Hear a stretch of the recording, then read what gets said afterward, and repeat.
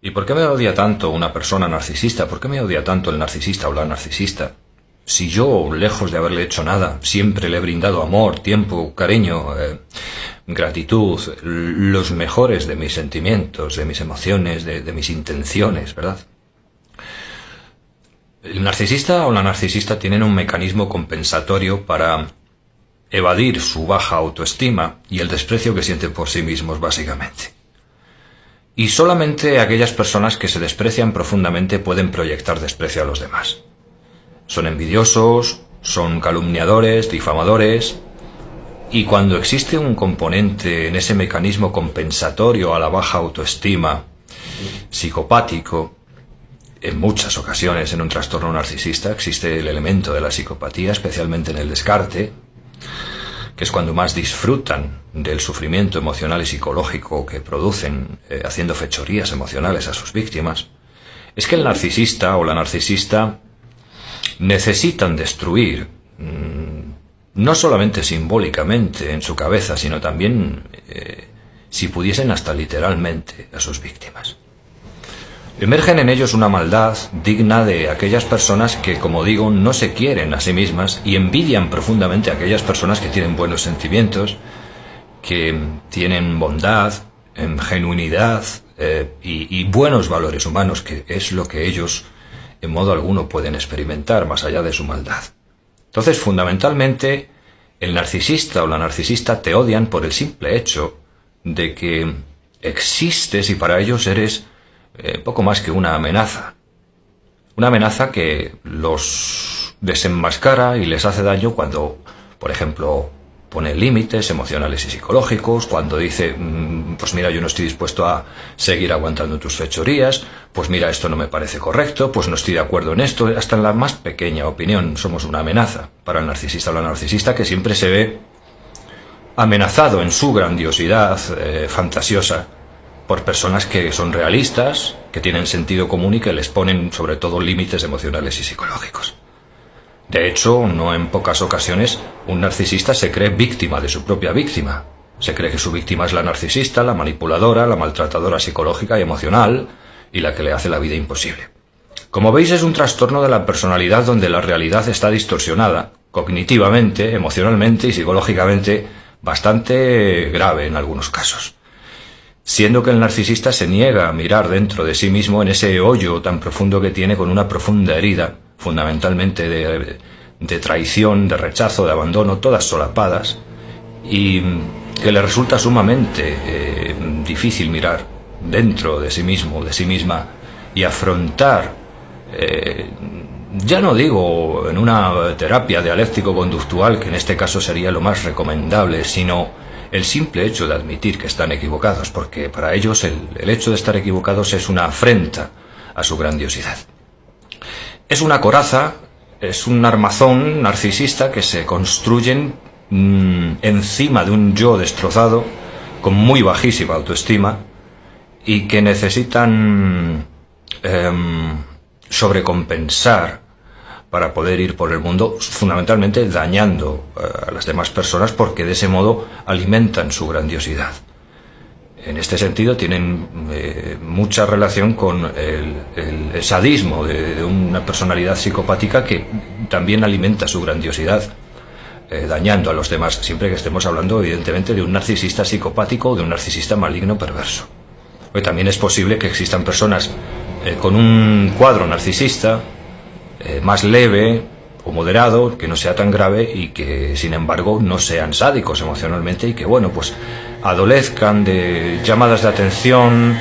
buscar continuamente el aplauso de los demás, la validación, ese suplemento narcisista más, digamos, instrumental, que no por ello son menos cansinos y pesados. Pero cuando hablamos de un narcisista con un componente psicopático o sádico emocionalmente, estamos hablando prácticamente de un psicópata integrado, que se alegra de hacer sufrir emocional y psicológicamente a sus víctimas, porque literalmente quieren destruirlas, cuando sobre todo se da el descarte. Entonces, fundamentalmente, por eso nos odia un narcisista, porque somos todo lo opuesto a él, a lo que no puede sentir, de una manera benigna, bondadosa, genuina. Eso ya le da una envidia terrible, la empatía, los sentimientos buenos. El narcisista o la narcisista, cuando te descartan, te quieren ver completamente destruido. Por eso publican fotos y vídeos en las redes sociales. Por eso si hay hijos de por medio van a estar manipulando siempre que puedan para hacer daño. Por eso si hay pleitos legales van a poder tratar de sacar todo el dinero que puedan y más. Te van a hacer la vida imposible, si te pueden desahuciar económicamente, en fin, de la manera que puedan siempre van a hacerte la vida imposible. Te pueden difamar, tanto en la vida real como en las redes sociales, calumniar, manchar tu imagen todo lo que puedan. En fin, son personalidades realmente psicopáticas. Entonces, las personas que albergan la esperanza, digamos, de que un narcisista o una narcisista, si estamos hablando de un trastorno grave o moderado, se recupere, no es tanto albergar esa esperanza que no existe, porque es un trastorno completamente egosintónico donde ellos se creen los amos y señores del universo y los únicos que tienen razón, sino que además lo que hay que hacer es poner en la medida de nuestras posibilidades tierra de por medio, contacto cero y no querer volver a saber nunca nada más de esa persona,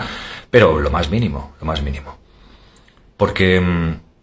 incluso después del descarte o de que nos hayamos marchado de la relación, si nosotros seguimos sabiendo de esa persona o seguimos expuestos, por ejemplo, a través de las redes sociales, sin cambiar de número de teléfono, a sus calumnias, a sus difamaciones, a que contacte con nosotros, a que nos insulte, eso puede repercutir gravemente, otra vez, nuevamente, en nuestra salud psicológica y emocional. Tenemos que hacer un contacto cero absoluto, si está en nuestras manos. Y si hay de por medio hijos, pleitos legales, etcétera, pues buscar a personas que medien por nosotros, ya sean abogados, familiares, amigos, amigas, y tratar de cortar todo el vínculo con esa persona porque son realmente destructivos, especialmente en la época del descarte y posterior difamación, calumnias, y quieren ver a la víctima, que siempre la han envidiado y siempre la han odiado, pero ahora, cuando ya se han quitado la máscara y ya no les importa, más que nada porque la víctima los ha descubierto y ya pues no tienen nada mejor que hacer que mostrarse tal y como son, pero además, lo más paradójico del asunto, mostrándose sumamente ofendidos, porque son ellos, como digo, los manipulados, los estafados emocionalmente, los vapuleados, los que han sido dañados,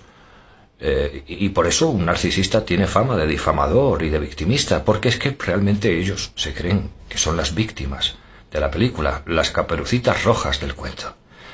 Es un trastorno de la personalidad, como digo, bastante complicado, donde la realidad se distorsiona no solo para el narcisista, sino que él también proyecta una realidad distorsionada, haciéndose siempre la víctima de sus víctimas. Y más allá de las explicaciones científicas, que si el córtex prefrontal, la amígdala, que no emiten empatía, emociones, sentimientos, estaríamos hablando básicamente de una condición de psicopatía, en mayor o menor grado, porque esto no es todo o nada, blanco o negro, siempre hay niveles, pero en una personalidad narcisista, especialmente cuando se da un contexto de descarte, ruptura, alejamiento, difamación, calumnias, ahí estamos hablando de una persona que quiere vernos absolutamente destruidos y no hace más porque sabe que tiene que atenerse a ciertas consecuencias legales, pero si estuviese en las manos de muchas personalidades narcisistas, acabarían por todos los medios y en todos los sentidos con sus víctimas. Personalidades absolutamente tóxicas que tenemos que tener mientras más lejos mejor.